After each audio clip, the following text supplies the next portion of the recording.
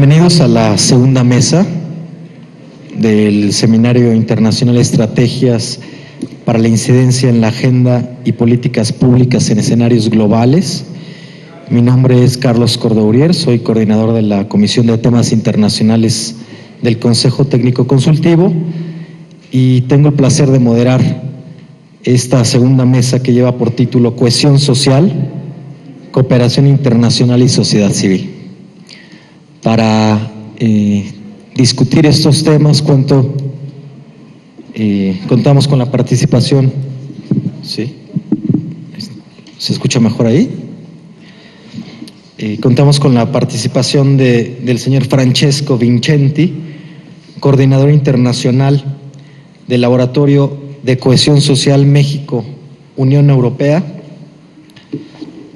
la licenciada Clara Husitman, presidenta honoraria de Iniciativa Ciudadana y Desarrollo Social, Asociación Civil, la doctora Marta Ockman Ikanovich, profesora investigadora de la Escuela de Graduados del Tecnológico de Monterrey, Campus Estado de México, la licenciada Ana Vázquez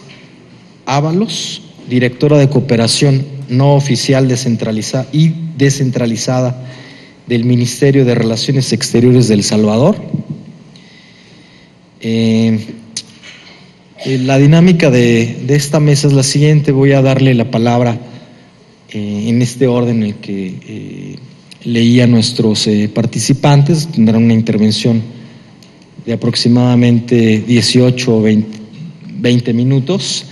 y la idea es que haya preguntas de su parte. Recuerden que el propósito general del seminario es identificar algunos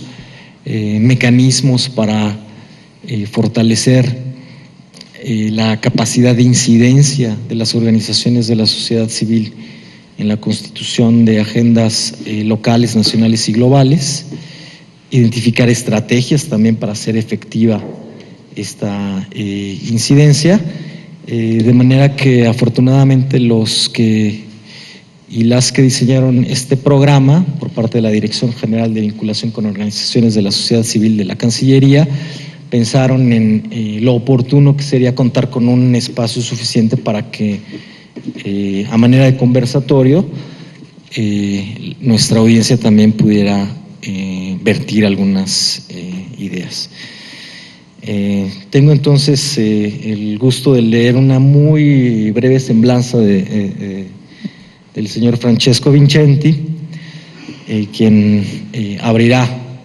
esta mesa de discusión. El señor Francesco Vincenti cursó la licenciatura en Economía Política, summa cum laude, por la Universidad de Bocconi de Milán, en Italia. Tiene un posgrado en Relaciones Internacionales y Estudios Diplomáticos, cuenta con 32 años de experiencia en cooperación internacional y programas de política pública en América Latina, una sólida experiencia en la revisión y formulación de políticas públicas y en la facilitación y asistencia técnica de procesos de articulación y coordinación interinstitucional en el marco de programas financiados por la Unión Europea y la Organización de las Naciones Unidas, con un enfoque precisamente en la inclusión y la cohesión social. Tiene 19 años de experiencia como coordinador residente de las Naciones Unidas y representante del Programa de las Naciones Unidas para el Desarrollo en América Latina, y es responsable de la formulación y seguimiento de programas estratégicos a nivel macro de sus respectivas líneas de acción a nivel específico, tanto gestionales como estructurales y financieras, en la Universidad para la Paz de las Naciones Unidas. Tiene 15 años de experiencia en el apoyo de procesos de diálogo nacional. Es una persona con amplias habilidades como facilitador y articulador en la formación y orientación de procesos de diálogo con la Unión Europea se ha desempeñado como coordinador y jefe de equipo de misiones en México, Bruselas, Lima, La Paz, Caracas, Bogotá, Quito, en distintos proyectos internacionales como los laboratorios de paz en Colombia, la formulación del tercer laboratorio de paz y de la estrategia regional europea para la Comunidad Andina de Naciones, y se desempeña actualmente como coordinador internacional para el Laboratorio de Cohesión Social México, la Unión Europea. Entonces, pues recibámoslo con un aplauso, por favor.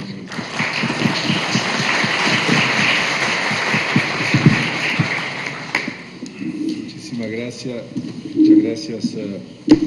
director general, don Miguel Díaz Reynoso, por la cordial invitación. Y lo que faltó decir que sigue queriendo aprender, por esto estoy aquí en México con esta gana inmensa de entender algo de la complejidad y cómo se puede contribuir a que las soluciones pueden ser lo más sistémico posible. Me atrevería, digamos, a considerar que la demanda de la paz social y de igualdad de oportunidades necesita responderse a través de lo afortunado título que este seminario tiene, la incidencia en la agenda. Entonces, la posibilidad de construir una agenda nacional de cohesión social para México es un desafío importante, porque no se trata solo de construir un marco de gobernabilidad y justicia social, sino de hacerlo desde la participación y el capital social, en tanto medios eficaces para superar brechas sociales que enfrenta el país. Como se señala en el Plan Nacional de Desarrollo del presidente Peña Nieto, es imprescindible para la cohesión social, uno, generar esquema de desarrollo comunitario a través del proceso de participación, y dos, fortalecer el capital y la cohesión social mediante la organización y participación de las comunidades, promoviendo la confianza y la corresponsabilidad, siendo estos los elementos, digamos, esenciales. Ahora, una agenda de esta naturaleza debería ser un instrumento al servicio de los ciudadanos y la administración que sirva para establecer temas, prioridades y mecanismos de desarrollo inclusivo. En este sentido, el concepto de cohesión social se puede hacer desde diversos ángulos y la verdad es que, desde mi punto de vista, está en proceso de definiciones y tomo en consideración lo que CEPAL recomienda y destaca, que primero tratar de ubicar el sentido diferencial que adquiere la cohesión dependiendo del contexto, llámese Europa, Estados Unidos o América Latina, para identificar las particularidades. Segundo, definirlo y por lo menos contar con un estado del arte de la definición. Y tercero, medirlo. Y la afortunada circunstancia que se están dando en México, que por la definición incluida en la Ley General de Desarrollo Social, vincula la medición, la cohesión social a la medición de la pobreza, por lo menos en el punto número 8. Y entonces contamos por lo menos con una definición operativa que Coneval desarrolla en las mediciones sobre la cohesión social a nivel municipal. Desde estas reflexiones, como laboratorio hemos logrado, justamente en este último año, con INEGI y Coneval, establecer un proceso de reflexión para tomar la decisión de construir un sistema de indicadores para la posible medición de la cohesión social. Y hay interés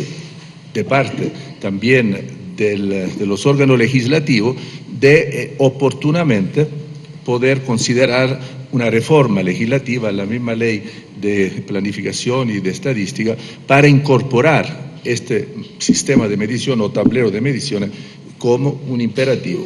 Esto ayuda a que efectivamente los programas como tales se propongan un anhelo superior que yo definiría en una suerte de círculo virtuoso de la cohesión social, que tal vez en 3 o 4 láminas lo vamos a retomar. Entonces, ya pasando rápidamente a este proceso de definición de la cohesión social, en lo que se refiere entonces al fomento de ella a través de políticas públicas en México, si podamos sintetizar este concepto, requiere de un contrato social que le otorgue fuerza y continuidad. Un contrato que supone el apoyo de una amplia gama de actores dispuestos a negociar y a consensuar sobre este acuerdo. Por tal fin,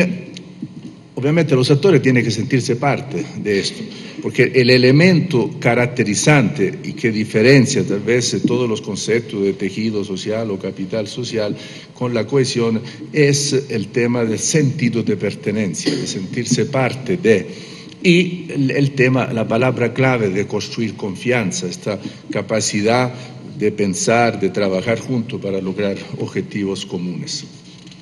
Y a tal fin el actor, al sentirse parte, es dispuesto a ceder a sus intereses y entonces en beneficio del bien común, ¿no? Ahora, la política social y la ciudadanía activa, de alguna forma la política cohesiva encuentra su aspiración a través de la voz de lo que son los portadores de intereses, que, no, al final democracia es compatibilización de intereses, y de las organizaciones de la sociedad civil. Por esto que la voz de la sociedad civil y su participación en el diálogo de política es fundamental para que haya cohesión social. Me puse unas preguntas iniciales que nos podemos hacer todo y que tiene que ver con por qué grandes intervenciones institucionales promueven la reducción de la pobreza, pero la desigualdad permanece elevada. ¿Por qué numerosos programas públicos no logran llegar a incidir sobre las causas de la desigualdad como un elemento central de la definición de la pobreza? En México es un caso específico sobre esto. ¿Son suficientes buenas prácticas o hace falta promover nuevas prácticas institucionales, nuevas modalidades de participación de los actores relevantes, nuevo modelo de acción? Ahora, ¿será posible, tal vez puede pasar la lámina, será posible entonces dar respuesta a las preguntas sobre la base de lecciones aprendidas? Y en este sentido entonces hace falta reflexión cómo las medidas políticas tomen en cuenta la necesidad de luchar en contra de la desigualdad y tener reglas de operaciones que superen las dificultades específicas para el acceso a derechos ciudadanos fundamentales. Es importante proponer perspectiva de igualdad entre ciudadanos con medidas políticas que combaten los elementos específicos de marginación y desventaja. Y proponer mecanismos de construcción de las políticas basados sobre la participación ciudadana, el diálogo político y social entre instancias del gobierno, sector privado, sociedad civil y actores sociales. La perspectiva entonces propone un abordaje al problema de la pobreza basado en principios de igualdad de acceso y trato, discriminación positiva para facilitar personas y colectivos en desventaja, modalidades de coordinación interinstitucional y la universalización. Ahora, decíamos anteriormente que están identificadas las brechas sociales, hasta en el sistema de medición de la pobreza. Para medirla en términos cuantitativo y cualitativo y en términos objetivo y subjetivo, hace falta considerar las capacidades institucionales y fundamental el apoyo ciudadano, apoyo al sistema democrático, confianza en las instituciones, evaluaciones y expectativas económicas, percepciones de desigualdad y conflicto, apoyo a las iniciativas para reducir las brechas. Ahora, como decíamos anteriormente, para poder crear el círculo virtuoso de la cohesión social, hace falta entonces ver cómo la cohesión social es en sí un objetivo social y el resultado de buen gobierno que no solo es capaz de gestionar eficazmente, sino de construir un sentido de país y proyecto compartido que implica poner a las personas en el centro de las políticas. Entonces, ver el marco de gobierno, entonces perspectivas de cohesión, los medios que influyen sobre enfrentar las brechas sociales, entonces los retos para la construcción de la paz social y la igualdad de oportunidades como un objetivo fundamental y entonces un resultado de la gestión. Entonces, en sí se marca y por el otro lado es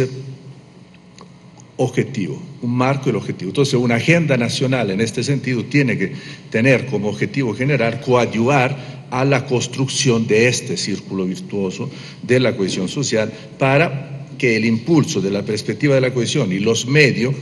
que el concepto propone para que la resolución de las brechas sociales se pueda dar como en términos de desigualdad de oportunidades e imposibilidad de acceso a los derechos básicos y fundamentales. Ahora, la oportunidad que la nueva coyuntura política nos da es justamente,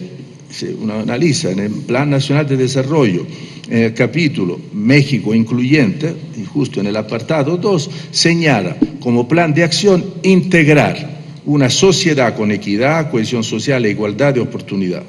Y añade fortalecer el capital y la cohesión social mediante la organización y participación de las comunidades, promoviendo la confianza y la corresponsabilidad.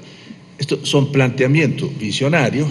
y el desafío es entre todos, porque no es solamente una cuestión del gobierno. Esta mañana en la clase magistral se hablaba del Estado, y el Estado es su población, su territorio, su gobierno, así que somos parte de todo este gran desafío. Y en este sentido, las alianzas estratégicas, las relaciones, la capacidad de influjo para la transformación son los círculos virtuosos que nos permiten poder participar al cumplimiento de este gran desafío que propone el Plan Nacional de Desarrollo. En este sentido, ver un poco en estos 2 años de actividades de una iniciativa de la cooperación internacional entre 2 socios estratégicos, México y la Unión Europea, que se ponen la tarea de decir queremos reflexionar sobre un tema que es importante para México, es importante para Europa, donde quisiéramos que haya un diálogo entre las buenas prácticas y las políticas públicas, que normalmente, pues lamentablemente, están divorciadas, pero quien hace las políticas, quien hace las prácticas están en escenarios distintos. Pero este gran desafío del diálogo entre política y práctica creo que es un desafío que en un espacio neutral de diversos actores puede ser que una pequeña contribución pueda darla este concepto de laboratorio para la cohesión social. Entonces, en este sentido, hablo rápidamente de algunos resultados logrado en términos de promover el concepto y de lograr esta decisión de construir un sistema de indicadores para la medición de la cohesión social. Es un hecho relevante que puede influir sobre la forma de cómo hacer políticas públicas en este sentido. El gran tema y lo plantea también el Plan Nacional de Desarrollo cuando el presidente reconoce las asimetrías, no solamente entre grupos sociales, sino entre territorio del país, un país complejo. Y entonces el concepto de cohesión territorial y el desarrollo local puede ser un campo de prueba, y nosotros nos hemos puesto el desafío de laboratorio permanentes a nivel del territorio, de poder construir soluciones medibles que puedan ser un resultado de este círculo virtuoso que hablábamos y esquematizábamos antes. Hemos tratado de tener también relaciones con el Programa Nacional de Prevención Social de la Violencia para que en determinado territorio estos conceptos pueden producir resultados medibles y que abonen hacia la convivencia y la paz social, y en este sentido el desarrollo económico local, identificando algunos motores que detonan este círculo virtuoso con grupos sociales tipo los jóvenes, y exactamente 7 millones de jóvenes que ni trabajan ni estudian y que en algún territorio pueden estar identificados, para que a través de actividades de asociacionismo y de las experiencias que en algunos casos en Europa han sido significativas, sobre todo en el tema del cooperativismo, que es un poco la relación también entre generaciones de cooperativistas, para que este diálogo entre generaciones también se dé, porque este es otro tema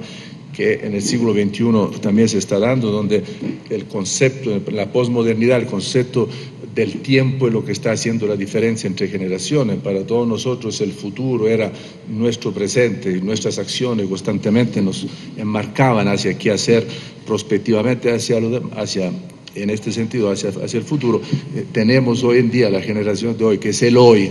y entonces es ahí que el tema de la memoria está fallando, el tema de la perspectiva está fallando y es difícil convivir con el solo por hoy. Entonces, en este sentido, el grupo objetivo de jóvenes como detonador de desarrollo local puede ser una experiencia interesante, por lo menos como laboratorio queremos experimentar aquí si sea. El otro tema posicionado es la pregunta casi,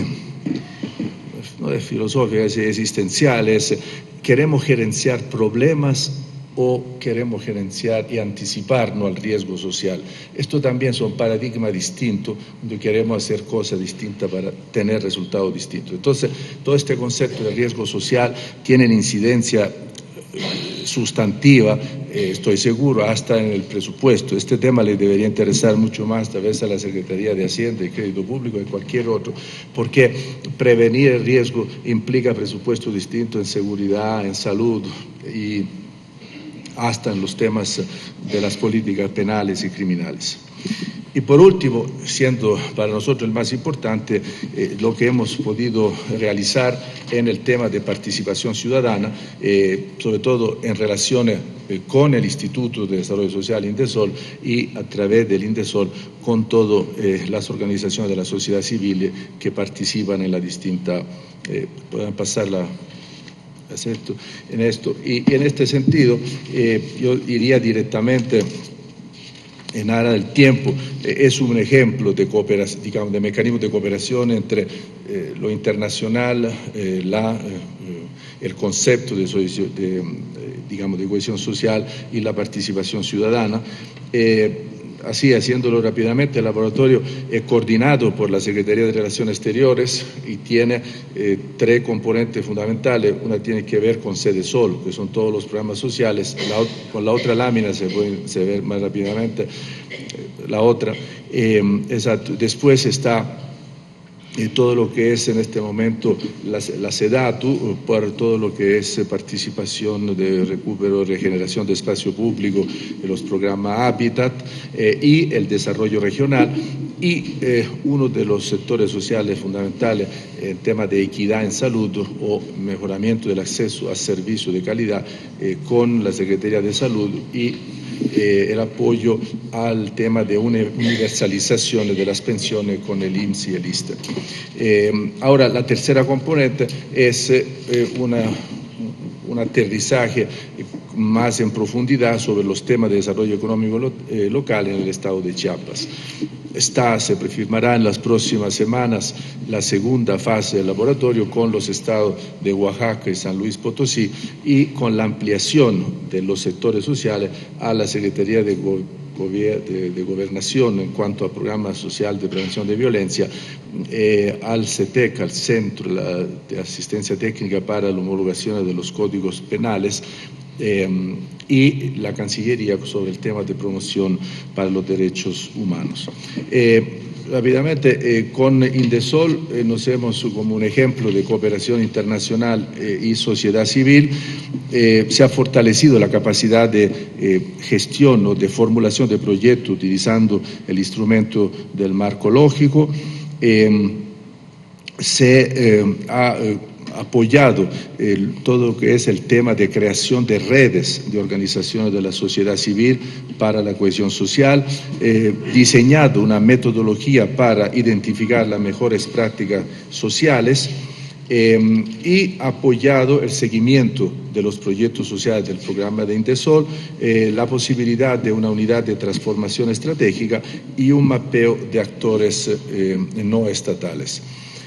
Por último, la diversa convocatoria de la Unión Europea, de la cual seguramente muchos de ustedes han participado, y la última, durante este mes de agosto, la delegación siempre fomenta la posibilidad de que haya propuestas de la organización de la sociedad civil para el fortalecimiento de la capacidad técnica de organizaciones no estatales y sociedad civil mexicana trabajando en el sector social. Como le decía, en curso está en marcha y se lanzará en la tercera semana de noviembre el concepto, una mesa de reflexiones sobre desarrollo local inclusivo, innovación social y políticas sociales de nuevas generaciones, los jóvenes como motor de desarrollo local y este concepto de la cohesión territorial. Por último, para abonar al seminario, una reflexione, è necessario, dal nostro punto di vista, una movilización institucional coordinada y basada sobre principios que apunten a las causas estructurales de la desigualdad, acorde a los derechos garantizados por la Constitución y las leyes. Es necesario asumir que el problema central de la desigualdad social, en muchos casos, la falta de oportunidad y que genera escaso sentido de pertenencia en la población marginada o en riesgo de marginación. Buenas políticas que promuevan cohesión social necesitan de marco institucional y de toma de decisión política basado sobre la cooperación entre los órdenes de gobierno, el sector privado, la sociedad civil organizada, los actores sociales y productivos y todos los ciudadanos. Esta es una breve reflexión y muchísimas gracias por vuestra atención. Turno a la licenciada Clara Husitman, presidenta honoraria de Iniciativa Ciudadana y Desarrollo Social, AC-INCIDE. Me voy a permitir leer una breve semblanza de la licenciada Clara Husitman, responsables de la elaboración del diagnóstico sobre la situación de los derechos humanos en México para la Oficina de la Alta Comisionada de las Naciones Unidas en la materia. Es miembro titular del Seminario de Cultura Mexicana del Consejo del Programa Universitario de Estudios del Desarrollo de la Universidad Nacional Autónoma de México, del Consejo del Observatorio de Política Social y Derechos Humanos, del Observatorio ProPaz y de la Asamblea Consultiva de la Comisión Nacional para Prevenir la Discriminación. Fue consejera de la Comisión de Derechos Humanos del Distrito Federal y también integró parte del Consejo de la Oficina de la UNICEF en México. Les pido por favor un aplauso para la doctora. Gracias.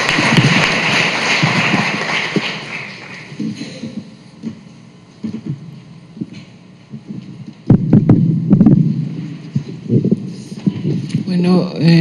buenas tardes a todos. Después de escuchar a Francesco, yo lo que voy a hacer es destacar algunas cuestiones de lo que creo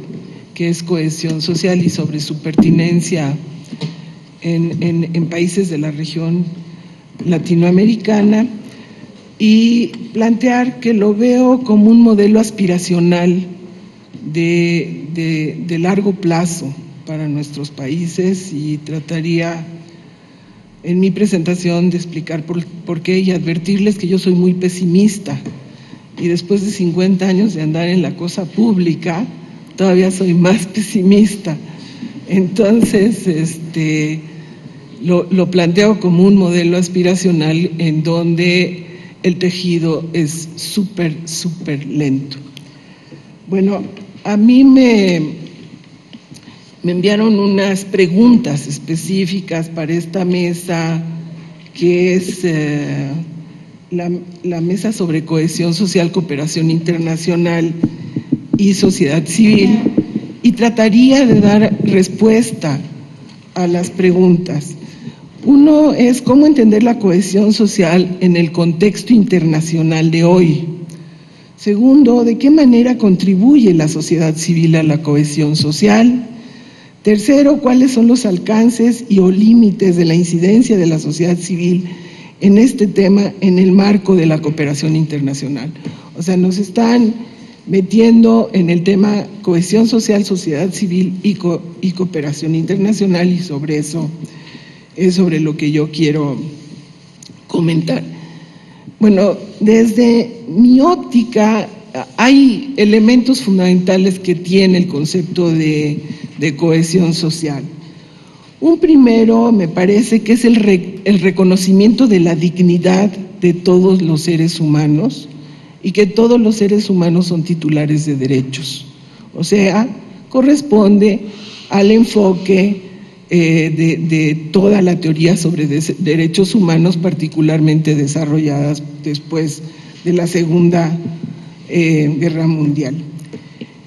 Y también presupone la existencia de un proyecto compartido. Francesco lo mencionó varias veces, un proyecto compartido de país, construido democráticamente, con participación de los diversos sectores de la sociedad y bajo la premisa del funcionamiento de un Estado de Derecho. y que esté fundamentado en el cumplimiento, la asunción del Estado de sus obligaciones en materia de derechos humanos, que son, como ustedes saben, respetar, proteger y garantizar. Y este sentido de país que tiene un gobierno comprometido con el cumplimiento de sus obligaciones en materia de derechos humanos es el que puede dar este sentido de pertenencia de todos los integrantes de la sociedad, porque se parte de un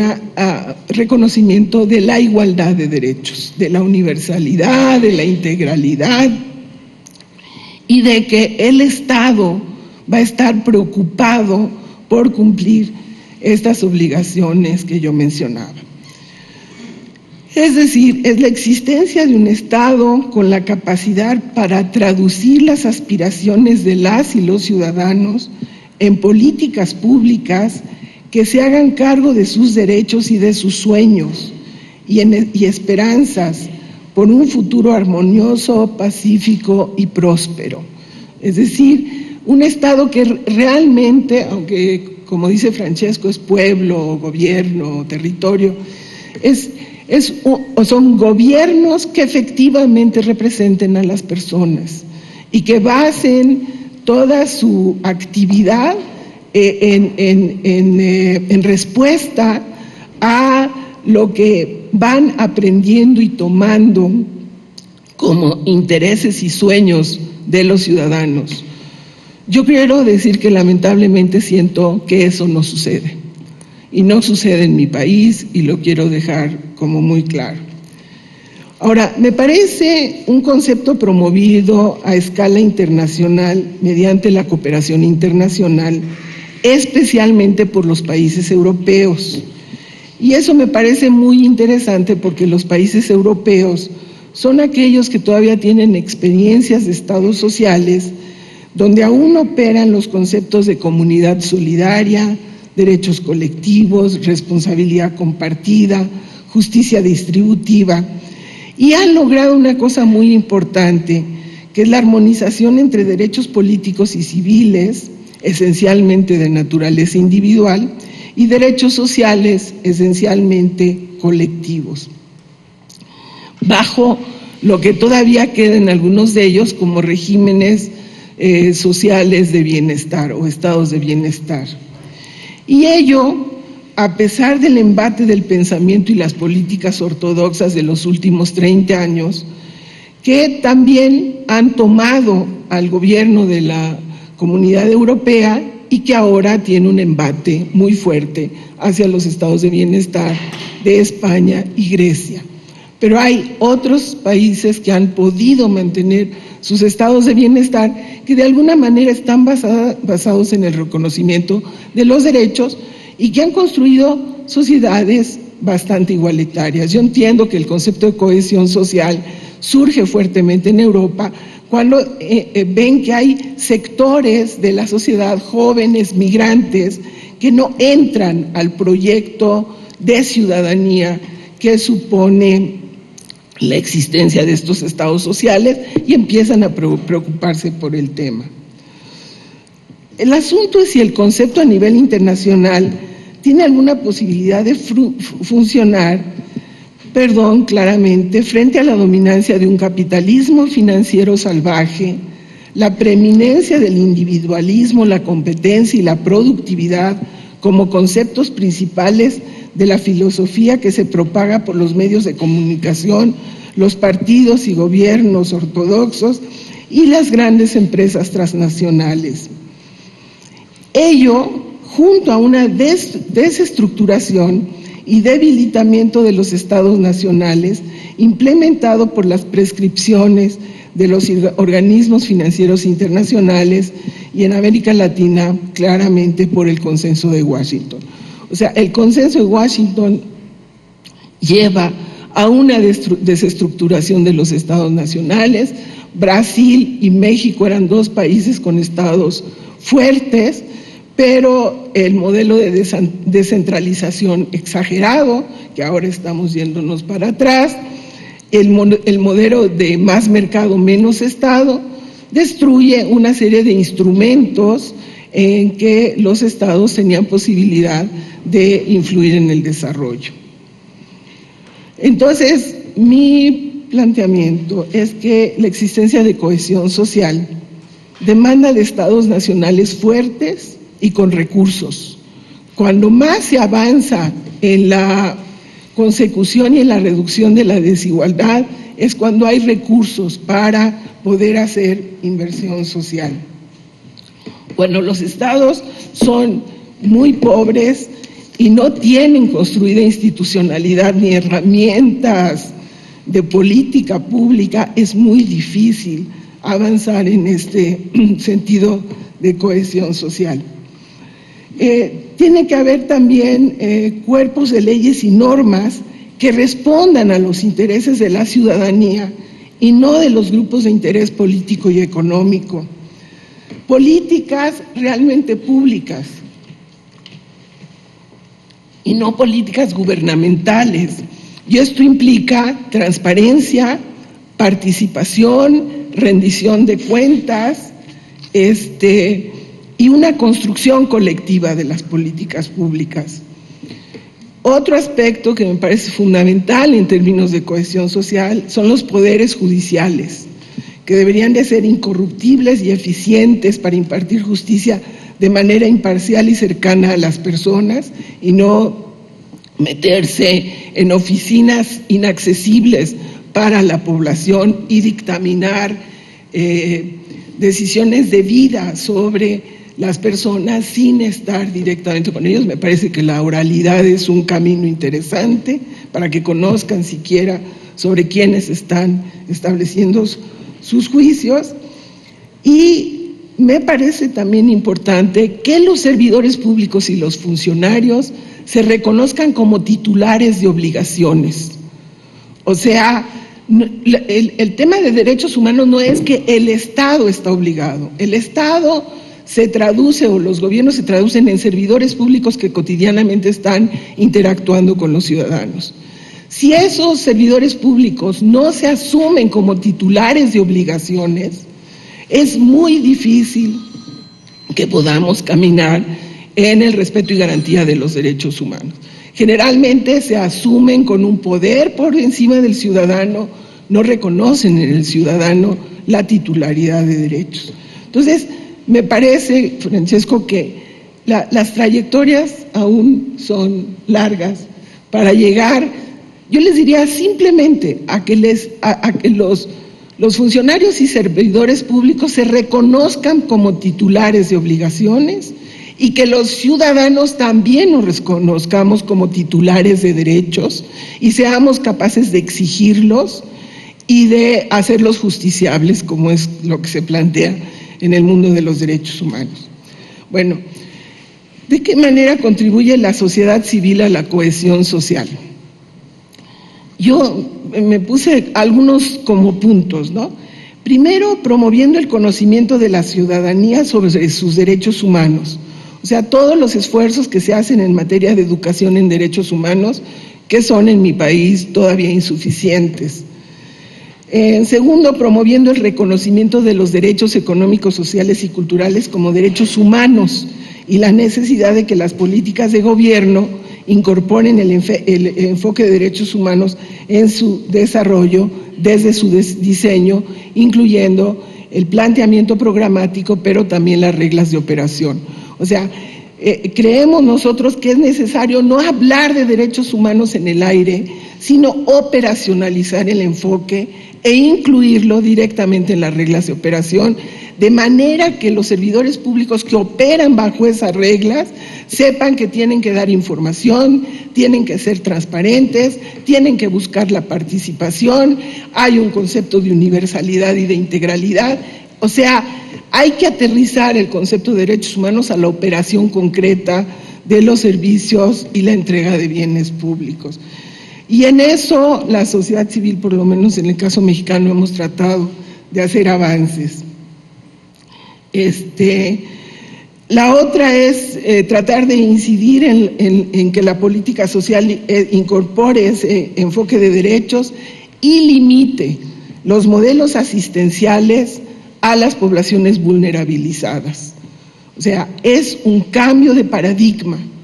No es la política social igual a asistencia social, sino la asistencia social como parte de una política social, pero que se destina a los grupos que han sido vulnerabilizados, porque nadie es vulnerable, sino realmente las estructuras y la sociedad acaba vulnerabilizándolos. Cuarto, reconociendo la existencia de grupos poblacionales y territoriales con necesidades e intereses diversos y defendiendo e impulsando modelos de democracia participativa de manera que permita la construcción de un proyecto de país compartido que incorpore los consensos y deje espacios para los disensos. O sea, por mucho tiempo hemos tratado de construir una propuesta de país de abajo hacia arriba, del territorio hacia el centro, y no una propuesta del centro que luego se va al territorio para ver si el territorio está de acuerdo. O sea, hay que trabajar de otra manera. Vengo de una reunión sobre política social subnacional y el tema puesto por varios ponentes, la política social funciona esencialmente para propósitos electorales, no para propósitos de atención a la población, sino para propósitos electorales. Y se hace una competencia para ver y se buscan buenas prácticas de programas sociales que son efectivos para el clientelismo y la compra del voto. Entonces, las políticas sociales locales son fundamentales, pero como vienen operando, por lo menos en México, es bajo una lógica preeminentemente electoral. Bueno, ¿qué otra cosa ha aportado sociedad civil mexicana? Postulando la incorporación de la diversidad, la igualdad de derechos y la eliminación de la discriminación, impulsando cambios legislativos para lograr la justiciabilidad de los derechos humanos, capacitando a servidores públicos para que reconozcan su calidad de titulares de obligaciones en materia de derechos humanos, promoviendo una reforma del Estado y el rescate del Estado de manos de representantes de grupos de interés para que sea un Estado más empático con los intereses ciudadanos. Por último, ¿cuáles son los alcances y los límites de la incidencia de la sociedad civil en este tema en el marco de la cooperación internacional? Bueno, las agendas de la cooperación internacional no son ajenas y están condicionadas por las prioridades e intereses de los países que participan. Es decir, la agenda de cada país y los países que serán receptores de la cooperación es determinada por las agencias de cooperación del país cooperante, a veces en diálogo con las agencias de cooperación de los países que serán receptores, pero que son agencias con frecuencia gubernamentales y en donde la sociedad civil tiene poca participación. De este modo, la agenda de cooperación está cargada frecuentemente de visiones, conceptos y prioridades definidas y vigentes en los países cooperantes, pero que poco o nada tienen que ver con las visiones, los conceptos y prioridades de los países receptores. Hay una especie de imposición de agendas y las organizaciones de la sociedad civil de los países receptores quedan muchas veces sujetas y subordinadas a las prioridades impuestas. Yo les comento, en un momento se decidió que este país ya pasó a la democracia, que ya no era necesario fondos para apoyar procesos participativos y democráticos, y todas las agendas de cooperación cambiaron y quitaron el rubro democrático como un rubro al que había que financiar, y por eso una organización tan importante como Alianza Cívica, que fue una organización que realmente armó una red de organizaciones en todo el país para las elecciones de 1995, desapareció porque no tenía manera, no es un tema que va a ser financiado con recursos propios del gobierno mexicano y no había recursos internacionales. Bueno, me parece que esto ocurrió con el tema de cohesión social. Este no era un concepto que se estuviera discutiendo en los ámbitos nacionales y regionales de política económica y política social, y de alguna manera repentina a finales de la primera década del siglo XXI, CEPAL saca un texto en la materia y la Secretaría de la Cumbre Iberoamericana empieza a introducir en la reflexión con actores no estatales y con los estados el tema de cohesión social. Entiendo lo que decía yo, en el contexto europeo lo que estaban viviendo con la exclusión de los jóvenes y de los migrantes, este tema se convirtió en un tema destacado y quisieron compartirlo. Y claramente a mí me parece que un instrumento para ello fue la Secretaría de la Cumbre Iberoamericana. Ahora, la pregunta es si en países bastante desiguales, heterogéneos y diversos, con experiencias endebles de democracia y con ciudadanías débiles, el tema de la cohesión social constituía o constituye una preocupación real. En el sentido europeo occidental, en América Latina, con excepción tal vez de Costa Rica, Argentina y Uruguay, que llegaron a tener regímenes de bienestar social más consolidados en la región, ha predominado una desconsideración de los derechos humanos en los ejercicios de gobierno o en los partidos políticos, una subordinación de amplios sectores de población a las élites económicas, políticas y sociales, la instrumentación de programas asistenciales hacia las poblaciones pobres con miras a su regulación más que a la superación de la desigualdad o a su empoderamiento como ciudadanos, o sea, son programas dirigidos a pobreza, pero que no buscan la construcción de ciudadanía. O bien una imposición por vías de los medios de comunicación de las visiones estadounidenses de éxito y progreso individual. Esa es la realidad en muchos de nuestros países. En algunos países nunca se desarrolló una institucionalidad gubernamental fuerte. Me tocó trabajar en varios países centroamericanos y la debilidad institucional a veces es verdaderamente preocupante, y en otros la institucionalidad gubernamental fue claramente desmantelada. México en particular ha estado ajeno a los procesos de cambio del resto de América Latina, porque América Latina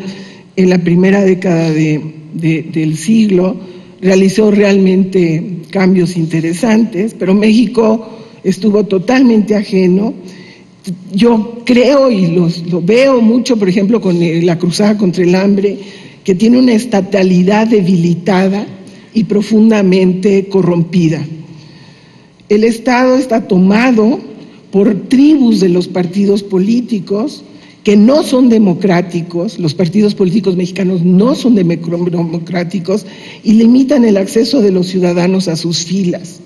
Se apropian de los recursos públicos en beneficio privado mediante la ocupación de los puestos en las instituciones, el abuso de los recursos financieros y la colusión con grupos de interés económico extranjero y delincuenciales.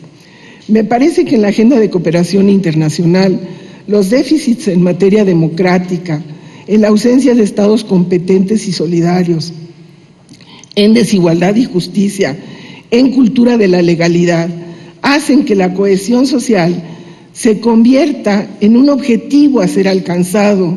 pero que para llegar a él se requiere de reformas estructurales que difícilmente pueden ser lideradas por la sociedad civil, que es comparativamente pequeña y débil con respecto a la envergadura de la tarea y el tamaño de los intereses creados. Muchas gracias.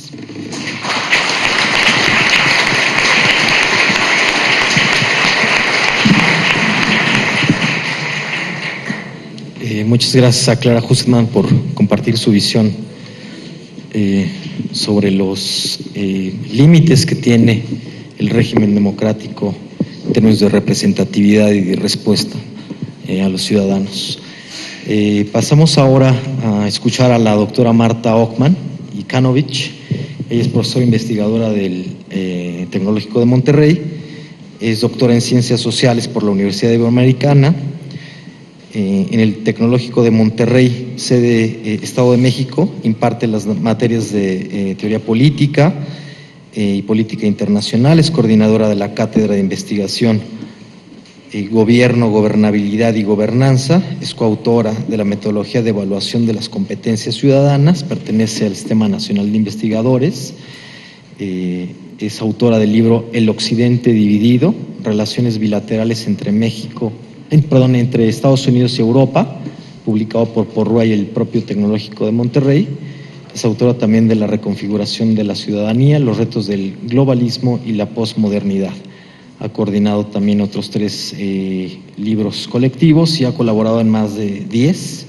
así como en diversas revistas indexadas.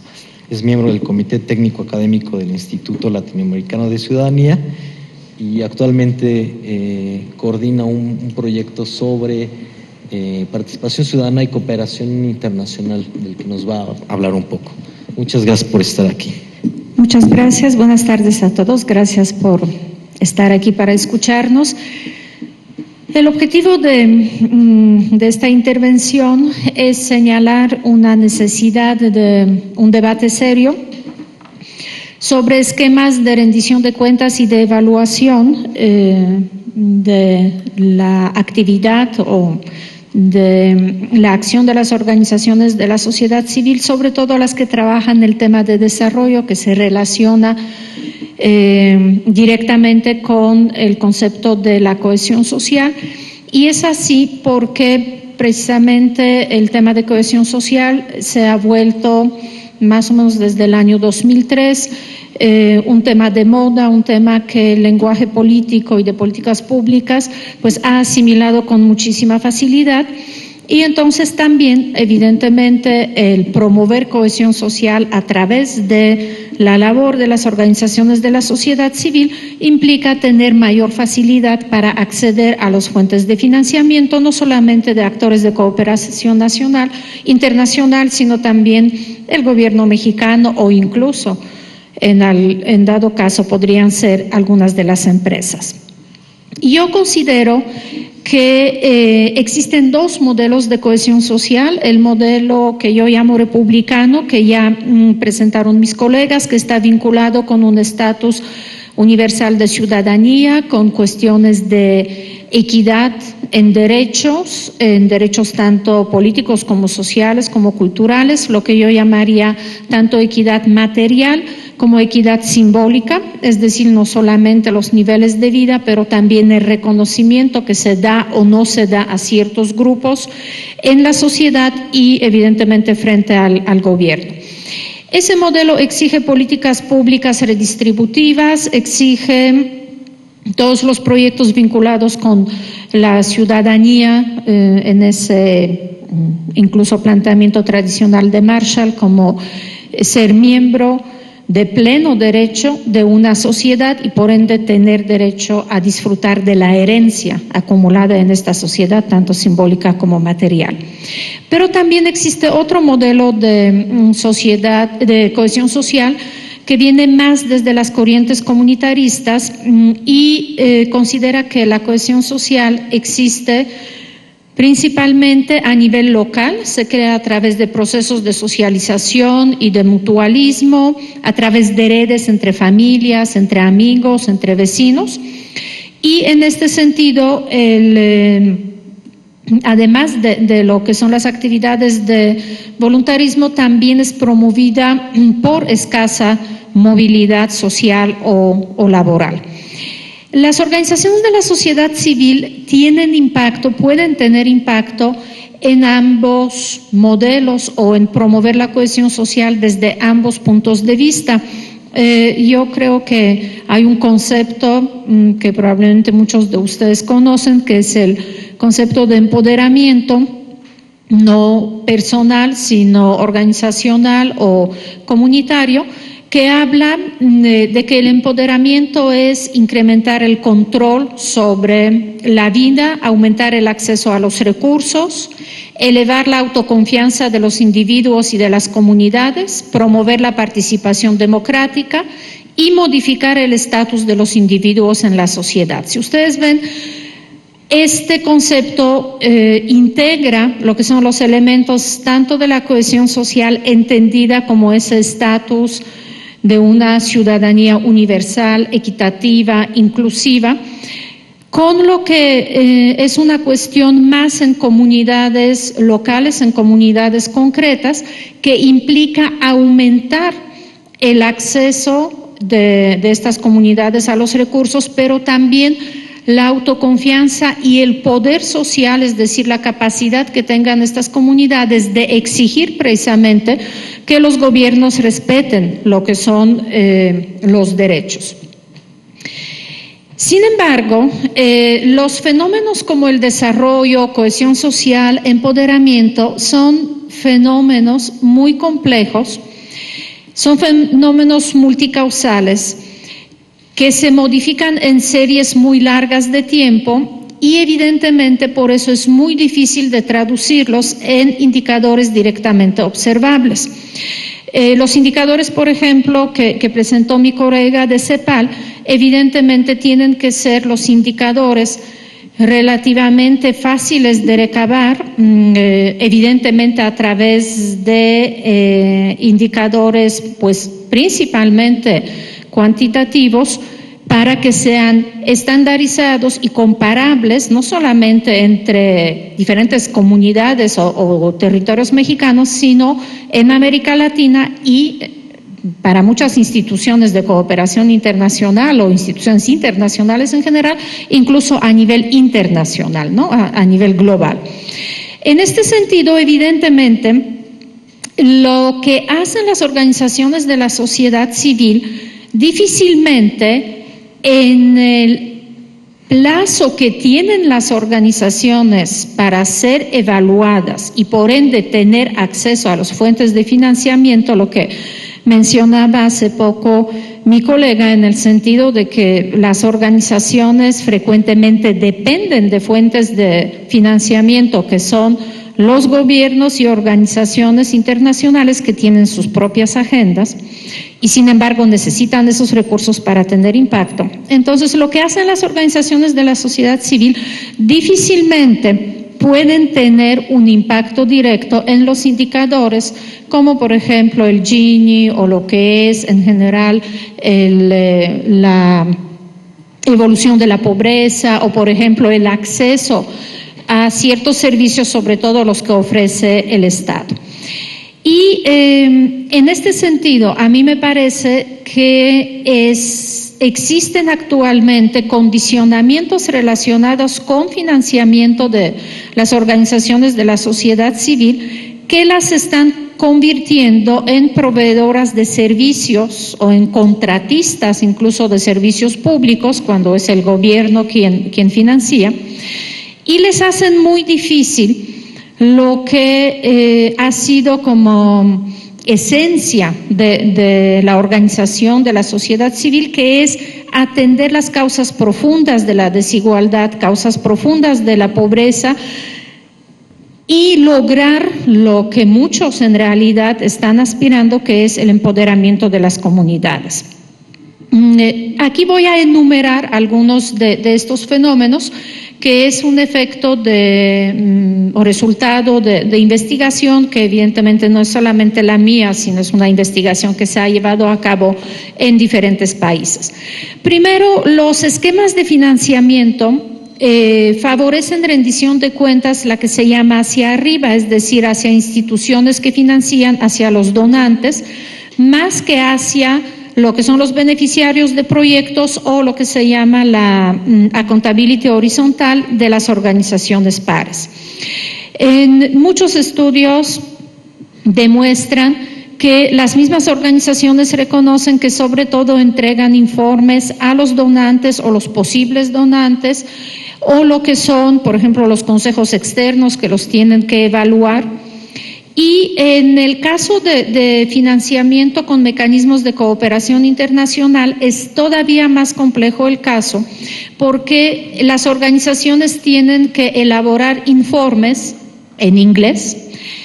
con un lenguaje muy técnico, con indicadores muy técnicos que implican para ellas contratar a los profesionistas para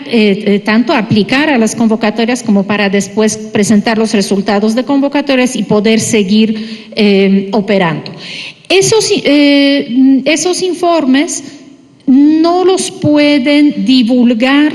entre los beneficiarios de sus proyectos, no solamente por el idioma, sino también por ese lenguaje técnico, que además es un lenguaje que le interesa al que maneja el dinero y no precisamente a los miembros de la comunidad. El otro problema evidentemente son los plazos. Las organizaciones tienen que presentar reportes periódicos, renovar financiamientos en plazos cortos. Desde el punto de vista de desarrollo o de cohesión social, pues evidentemente 2-3 años, pues digamos, no tienen un impacto medible como para poder realmente presentarlo en un reporte. Y entonces, realmente los reportes enfatizan lo que son los logros a corto plazo, que pueden ser cuestiones como muy particulares de qué es lo que hemos construido, cuántas personas hemos atendido, en qué hemos invertido el dinero que se nos ha encargado. Evaluar los fenómenos como cohesión social, calidad de vida, empoderamiento, implica procesos complejos, implica entonces apoyo, por ejemplo, de parte de nosotros, de las universidades, apoyo de trabajadores sociales, de investigadores, y por ende también aumentan el costo de lo que sería la evaluación, sobre todo si la evaluación va a ser cualitativa. La evaluación cualitativa es una evaluación que implica más tiempo y frecuentemente más recursos. Evidentemente, el financiamiento no siempre considera partidas para costear los procesos de evaluación complejos, y además, pues sí existe un dilema ético. Si el dinero que debe ser destinado al desarrollo, entonces lo debo gastar en algo que es una evaluación que finalmente, pues a largo plazo puedo mejorar mi acción, pero a corto plazo desvía el dinero de una necesidad de atender lo que frecuentemente es una marginación, pues inaceptable desde el punto de vista de la dignidad humana. Por otro lado, la eficiencia en el uso de los recursos aumenta la posibilidad de acceder a los recursos. De hecho, hay investigaciones que señalan que ya hay esa tendencia, que es más como una tendencia empresarial, que si una organización se compromete a una X, por ejemplo, X pozos que se entregan a diferentes comunidades, entonces no es que logre lo que prometió, sino si logra el 130%, entonces tanto mejor y tanta mayor probabilidad de acceder a los recursos. Entonces, pues evidentemente eso implica que se desincentivan muchos procesos que son costosos, como por ejemplo participación de la comunidad, o que pueden arrojar resultados confusos. Por ejemplo, si nosotros preguntamos a la comunidad qué tal contenta, qué tan satisfecha está con la labor de una organización de sociedad civil, pues podemos tener opiniones diferentes, y en este sentido como que la eficiencia o la eficacia pueden quedar en entredicho. En este sentido, entonces, los esquemas de financiamiento premian en logros de los objetivos a corto plazo y lo que es reportes que se centran en los éxitos. Sin embargo, todos sabemos que si queremos innovar, y necesitamos innovar porque las políticas de fomento de cohesión social, ya no digamos de desarrollo o de combate a la pobreza, han existido ya durante años, y pues es evidente que el problema permanece, que el problema a veces se agrava incluso por también condiciones macroeconómicas. Entonces, se necesita innovación, pero la innovación está relacionada directamente con el permiso de cometer errores, con el permiso de tener fracasos y aprender de estos fracasos, ¿sí? El que siempre es tan exitoso, pues sigue con lo que siempre le sale bien, y en este sentido la innovación es difícil. Todas las teorías de innovación en las organizaciones, incluyendo las de sociedad civil, dicen hay que tener la capacidad de identificar los fracasos y tener el tiempo de aprender de ellos. Y eso las organizaciones financiadoras pues las deberían reconocer. Finalmente, lo que decía, frecuentemente no solamente la presentación de los reportes, sino las mismas convocatorias para acceder a los financiamientos son convocatorias complejas e implican necesidad de profesionalización, de contratar a lo que serían los profesionistas que elaboran ese tipo o facilitan la participación en estos procesos. Entonces, yo estoy de acuerdo, yo coincido con mis colegas que hay una tarea por parte del Estado, que es una tarea por parte que se traduce en políticas públicas, que se traduce en acciones de gobierno, que es ineludible. Sin embargo, yo considero que sería empobrecedor reducir el concepto de cohesión social solamente a los fenómenos macro, como por ejemplo igualdad de acceso a lo que son servicios de salud, de educación, lo que es la cuestión de desigualdad, de pobreza, que evidentemente son cuestiones apremiantes. Yo creo que sí también coincido que la cohesión social es una utopía, es un horizonte de posibilidad, pero el horizonte nos sirve para ayudarnos a fijar la dirección en la cual tenemos que caminar. Y si queremos realmente impactar positivamente en la cohesión social, yo creo que dada la presencia de este concepto ambiguo, difuso, en realidad poco definido, en la agenda pública, le presenta un reto importante a las organizaciones de la sociedad civil y es participar en el debate para diseñar los indicadores que van a medir lo que es la cohesión social y la evolución de la cohesión social. Yo creo que no es tarea solamente del gobierno, de CEPAL, de organismos internacionales, de academia, sino es la tarea principal, hablando de participación, la tarea es de los que realmente están trabajando y tienen la posibilidad de aumentar los niveles de cohesión social. Muchísimas gracias.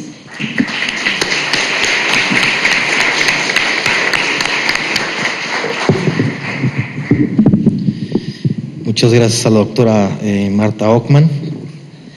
Esta presentación que subraya la necesidad de identificar los distintos modelos con los que se ha relacionado el concepto todavía vago, profuso, difuso y confuso de la cohesión social. Y por ese reto que lanzan las organizaciones civiles de participar, de coparticipar en la generación de indicadores de cohesión social que no atiendan solamente fenómenos macro. Pasamos ahora a escuchar a una invitada que viene de Centroamérica, en particular de El Salvador. Estuvo ella hace un año en el 5º Seminario Internacional. Es la licenciada Ana Vázquez Ábalos, directora de Cooperación No Oficial y Descentralizada del Ministerio de Relaciones Exteriores de la República de El Salvador. Ella es profesional de las relaciones internacionales con experiencia en la dinámica de la cooperación internacional, enfocada en el área de cooperación descentralizada y la gestión de proyectos para el desarrollo, principalmente en coordinación con gobiernos locales y organizaciones de la sociedad civil. Desde el mes de marzo de 2010 es directora de Cooperación No Oficial y Descentralizada del Viceministerio de Cooperación para el Desarrollo. Tiene la responsabilidad de fomentar una estrategia que fortalezca el diálogo y la coordinación entre los diversos actores de la cooperación descentralizada y no oficial. Esa dirección por primera vez se institucionaliza dentro del gobierno salvadoreño. Es un espacio para la atención y el seguimiento de la cooperación descentralizada, que incorpora a diversos actores como el gobierno central, la sociedad civil e instancias locales. Durante el periodo de agosto del 2005 a 2010 tuvo a su cargo la jefatura del Departamento de Cooperación Internacional de la ciudad de Santa Tecla en El Salvador. Ella es internacionalista de la Universidad de El Salvador con título de posgrado en Metodología para la Evaluación en el Diseño de Proyectos Sociales por la Universidad Centroamericana José Simeón Cañas y ha participado como ponente en diversos espacios de encuentro nacional e internacional sobre temas de cooperación internacional y de las relaciones entre gobiernos y sociedad civil. Muchas gracias y nuevamente bienvenida. Gracias.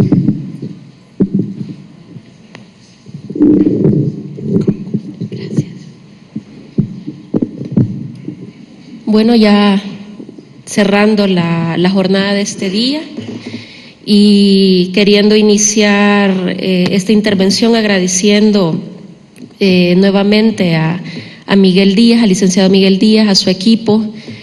por haber considerado la participación del Ministerio de Relaciones Exteriores de El Salvador nuevamente en este espacio. Es un honor para nosotros poder estar acá y compartir no solamente puntos de vista, sino que también experiencias concretas de trabajo. Y sobre todo porque es una coincidencia para mí, cuando me entrega la invitación al Ministerio de Relaciones Exteriores, y era una invitación que trataba sobre el tema de cohesión social. Y digo que es una coincidencia porque un par de días antes, justamente, hablando con unos colegas italianos, por cierto, a propósito de que Francesco también comparte la mesa el día de hoy, que habían llegado de visita al país y que me mencionaban sobre un fenómeno que efectivamente yo había visto, pero que no me había detenido a pensar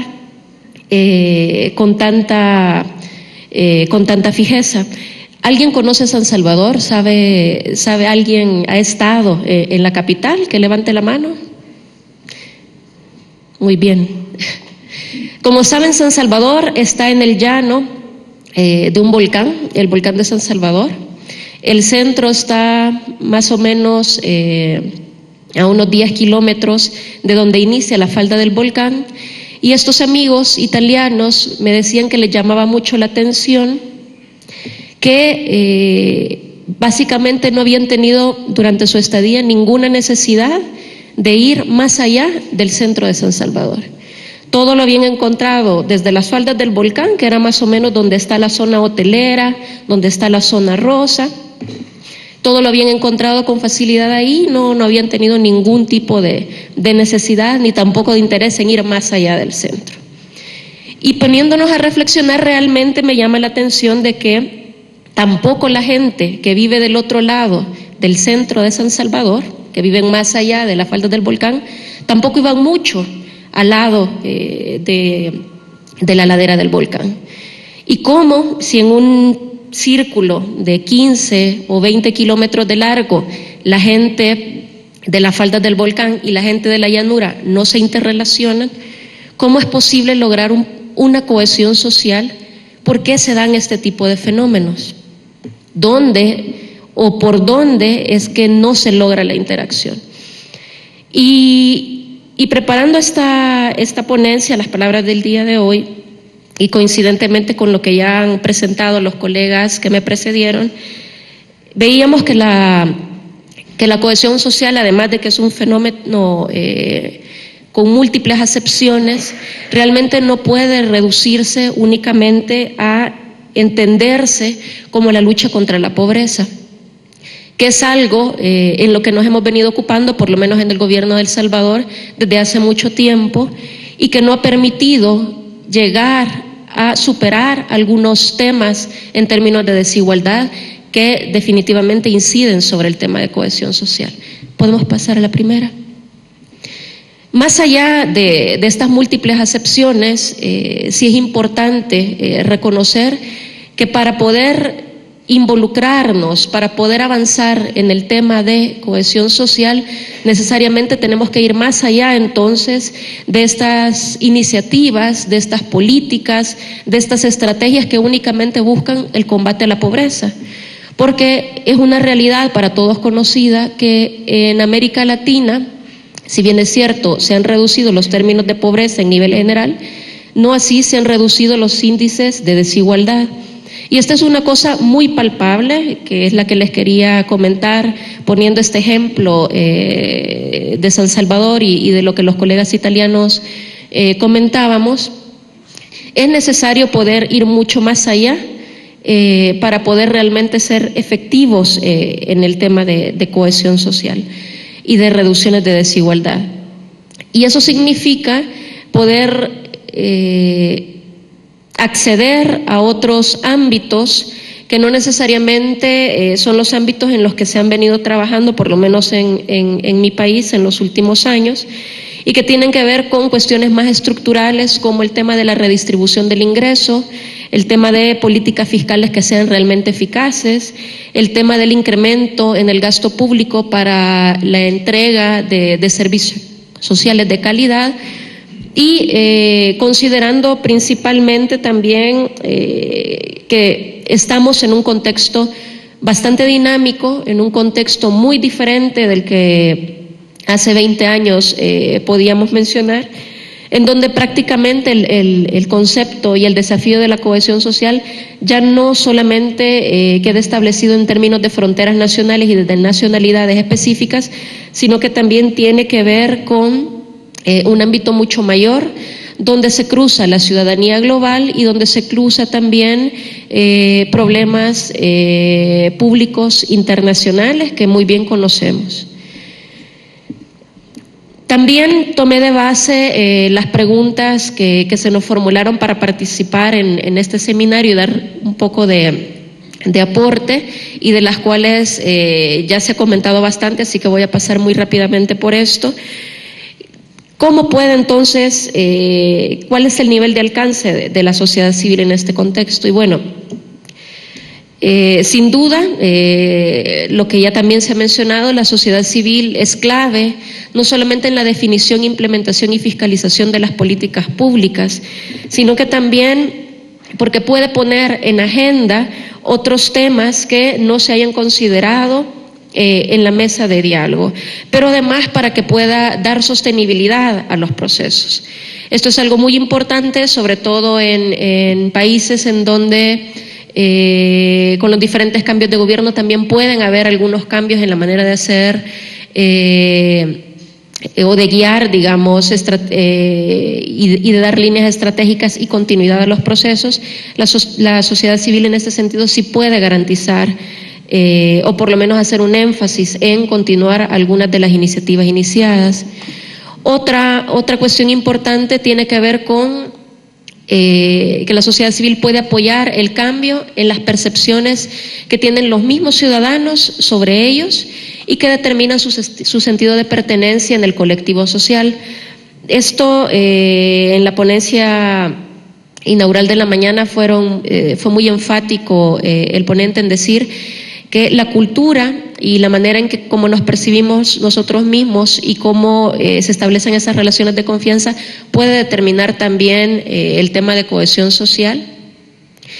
Y yo creo que esto es vital también para como un elemento que la sociedad civil también puede ayudar a construir. Luego, de cara a la cooperación internacional y en un ejemplo concreto que tenemos en nuestro país, la sociedad civil ha jugado un rol bastante determinante en el fomento de la construcción de prioridades que se reflejen en los programas de cooperación que van a desarrollarse en cada uno de los países, pero sino también en la manera en cómo esta cooperación está siendo efectiva a través de dinámicas de Contraloría Social que puedan ser coordinadas desde la sociedad civil. Y finalmente, lo que tiene que ver con la incidencia cada vez más fuerte de la sociedad civil en los espacios multilaterales, que además de democratizar estos espacios, obligan a las organizaciones a ser cada vez más abiertas y más transparentes.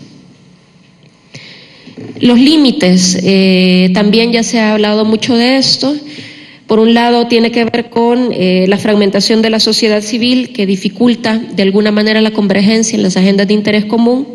Es cierto que las organizaciones de la sociedad civil tienen una gran pluralidad, una gran diversidad, un sinfín de puntos de vista, pero es importante lograr aterrizar en esfuerzos y agendas mínimas de consenso que permitan avanzar sobre algunos temas y ser reivindicativos en ese sentido. Además, es importante lo que tiene que ver con la generación y fortalecimiento de capacidades. Esta participación cada vez más especializada en espacios internacionales, así como la manera en cómo se proponen o se analizan los temas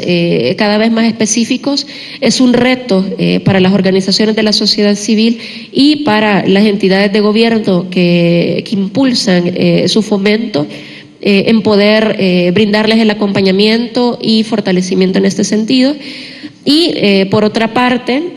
que también tiene que ver con fortalecimiento, es la necesidad de buscar mecanismos propios de sostenibilidad que vayan más allá de la cooperación internacional o de otras medidas alternativas, porque si no puede perderse el sentido del trabajo que se realiza para estar buscando estrategias de sostenibilidad. Ahora, pensando un poco en voz alta en El Salvador, quisiera compartir algunos avances que se han dado, que son modestos, pero que, si bien es cierto, marcan una pauta y un fundamento en la manera en cómo desde el gobierno de El Salvador se ha colocado el tema de la cohesión social y de la participación de la sociedad civil como un punto prioritario de la agenda de país, sobre todo porque este nuevo gobierno ha entendido que las políticas sociales deben de ser el eje prioritario sobre el cual se debe trabajar, y esto ha quedado evidenciado en primer lugar en un plan quinquenal de desarrollo que va del 2009 al 2014, pero con vistas a prolongarse hasta el 2024, y que tiene como un eje prioritario todo lo que tiene que ver con la disminución de la desigualdad y el fomento de la participación a través de diferentes programas como el Sistema de Protección Social Universal, que es algo que se está impulsando en materia de pensión básica universal, en el tema, por ejemplo, de fomento a medidas que ayuden a la organización comunitaria. También hay una reforma importante al sistema de salud y al sistema educativo, que también está cambiando un poco la concepción y el acceso, sobre todo, a los servicios de salud. Otro punto importante tiene que ver con la importancia que se está dando a la construcción social de políticas públicas. Traigo unos ejemplos a continuación que me gustaría que pudiéramos compartir, y que tiene también un fuerte componente de fortalecimiento del tejido social, el asociacionismo y la autonomía de las organizaciones sociales. Sí, pasamos a la siguiente. Bueno, de cara al fortalecimiento del tejido social y a la apertura de espacios, hay un ejemplo bastante interesante que es a través del Consejo Económico Social, que fue creado en el año 2009 con la llegada del actual gobierno del presidente Funes, y que prácticamente es un espacio de búsqueda de consensos para la construcción de políticas públicas. Este es un espacio que, si bien es cierto, tiene un nivel nada más de recomendación, ha logrado tener hasta este momento dos grandes avances. Uno de ellos es la construcción del actual plan quinquenal, que es la línea estratégica de gobierno que se está implementando y que incorporó muchas de las demandas sociales que dentro del Consejo Económico y Social, a través de las organizaciones civiles, se propusieron, y que por otro lado también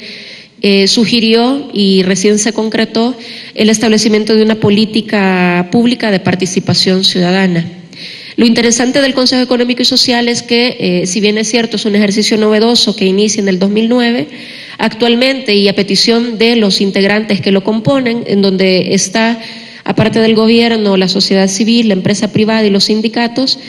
se ha visto la necesidad de hacer una reestructuración en la manera en cómo estaban divididos no solamente las funciones, sino que también los porcentajes de participación, y es algo en lo que se está trabajando en este momento. Por último, un ejemplo que me parece bastante bueno y bastante innovador es el apoyo que se le están dando algunas iniciativas innovadoras surgidas desde las propias organizaciones de la sociedad civil. Para el caso, se acaba de inaugurar hace poco más de 2 meses un observatorio del Plan Quinquenal de Desarrollo, que como les comentaba al principio es el eje estratégico para este quinquenio con vistas al 2024, en donde las mismas organizaciones de la sociedad civil dan seguimiento a cómo las políticas del Plan Quinquenal se están implementando, pero también a los vacíos y a los desafíos que tiene pendiente el Plan Quinquenal por subsanar. Hay un análisis más o menos semestral que se está proponiendo para que desde las propias organizaciones se pueda hacer una crítica y también recomendaciones de cara a la implementación de este plan y también de cara a la construcción del próximo plan quinquenal de desarrollo. Este plan ha sido apoyado desde la cooperación internacional y también desde el gobierno de El Salvador a través del Viceministerio de Cooperación para el Desarrollo. Y si bien es cierto, tiene el reto para las organizaciones de la sociedad civil de mantenerlo actualizado y funcionando de manera sistemática, también implica para el gobierno de El Salvador un insumo importante a considerar de cara al desarrollo de funcionamiento de su plan, pero también de cara a la construcción de nuevas iniciativas. Eso no quiere decir de que en El Salvador tampoco haya retos en las relaciones con sociedad civil, pero también en la promoción y fomento de la cohesión social. Hay muchos vacíos, hay muchas preguntas que todavía están sobre la mesa, por ejemplo, de cara a la legislación, de cara a cómo pueden volverse sostenibles los procesos que se han iniciado, de cara a poder construir estos nexos y lazos de confianza con la mayor cantidad de actores de sociedad civil, de cara también a poder identificar quién es el interlocutor, y este es un desafío por ambos lados, tanto por parte de la sociedad civil como por parte del gobierno, y también de cara a cómo debe de entenderse la participación misma que se está buscando. De esa manera es que nosotros vemos que la experiencia mexicana es una experiencia muy motivadora, pero también es una experiencia que a nosotros nos interesaría mucho poder conocer a profundidad, con el objetivo de poder volver los procesos que estamos desarrollando mucho más, con mucho más impacto. Así es que no tengo más que agregar, esperando que esto pueda servir como un punto de partida para establecer un diálogo con ustedes. Muchas gracias.